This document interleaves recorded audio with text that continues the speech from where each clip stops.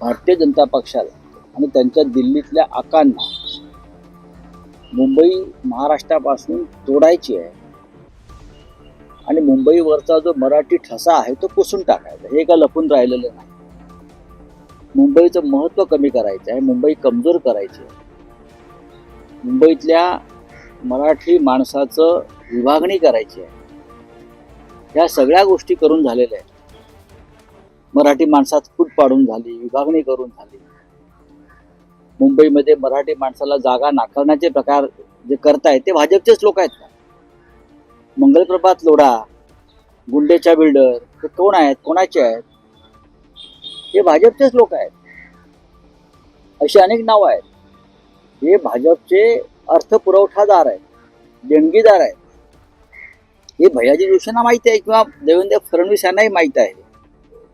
अशा वेळेला मुंबईची भाषा मराठी नाही हे छाती ठोकपणे सांगणं हा त्यांच्या पुढच्या रणनीतीचा एक भाग आहे. त्यांनी एक ठिणगी टाकून पाहिली, त्या ठिणगीचा काय परिणाम होतो.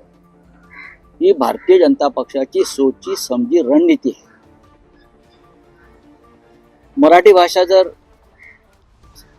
मुंबईची नाही किंवा इथे सगळे येऊन कोणती भाषा बोलू शकतात. मी काल सांगितलं, मग चेन्नईला जाऊन बोला की चेन्नईमध्ये भारताची जी राष्ट्रभाषा हिंदी आहे ती येऊन बोलू शकतात सगळे. संघवाल्यांची तेवढी ताकद आहे.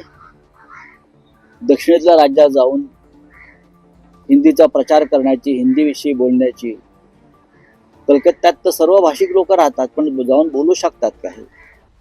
पण इकडले जे कमजोर राज्यकर्ते आहेत, मराठी दुबळे, डरपोक, त्याचं पाणी या लोकांनी झोपलेलं आहे. आणि म्हणून ही अशी विधानं होत आहेत.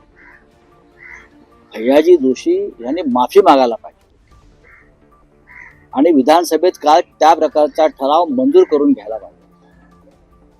देवेंद्र फडणवीस यांनी थातूरमातूर उत्तरं दिलं की मुंबईची भाषा मराठी. भैयाजी जोशी यांचा निषेध केलात का तुम्ही? तुम्ही अबू आझमीचा निषेध करता, त्याला निलंबित करता का? ते तो मुसलमान आहे. फार सोपं पडतं ते. पण प्रशांत कोरडकर ज्याने छत्रपती शिवाजी महाराज आणि संभाजी राजांचा घोर अपमान केला, तो प्रशांत कोरडकर अजून तुम्हाला का सापडत नाही? त्याला का अभय दिलं? कोणी अभय दिलं? प्रशांत कोरडकरचे फोटो आणि वावर हा देशाच्या गृहमंत्र्यापासून महाराष्ट्राच्या राज्यपालापर्यंत आणि सर्व IAS IPS अधिकाऱ्यात तो कोणाच्या जीवावर फिरतो आहे? तुमचेच आशीर्वाद आहेत ना त्या चिल्लरला. राहुल सोलापूरकर हा RSSच्या मुख्यालयात जाऊन बैठका घेतो. त्याने छत्रपती शिवाजी महाराज हे भ्रष्टाचारी आहेत म्हणून सांग. छत्रपती शिवाजी महाराज हे भ्रष्ट आहेत हा राहुल सोलापूरकरच्या बोलण्याचा अर्थ आहे. आग्र्याची सुटका हा दिग्विजय आहे छत्रपतींच्या जीवनातला. एक फार मोठं युद्ध आहे, गनिमी काम. आणि RSSचा आणि भाजपचा राहुल सोलापूरकर सांगतो की छत्रपती शिवाजी महाराजांनी आग्र्यातून सुटताना कोणते शौर्य दाखवले नाही, तर त्यांनी लाच दिली औरंगजेबाच्या लोकांना, कुटुंबाला, आणि ते सुटले. म्हणजे त्यांनी एक प्रकारे छत्रपतींना भ्रष्ट ठरवलं. काय कारवाई केली देवेंद्र फडणवीस यांनी किंवा सरकारनं त्यांच्या?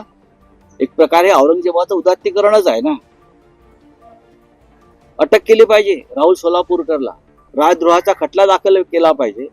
व देवेंद्र फडणवीस आणि त्यांचं सरकार प्रशांत कोरडकर, भैयाजी जोशी आणि राहुल सोलापूरकर यांच्या बाबतीत मूग गळून का बसलाय, शेपट्या घालून का बसलाय? कळू द्या ना. का?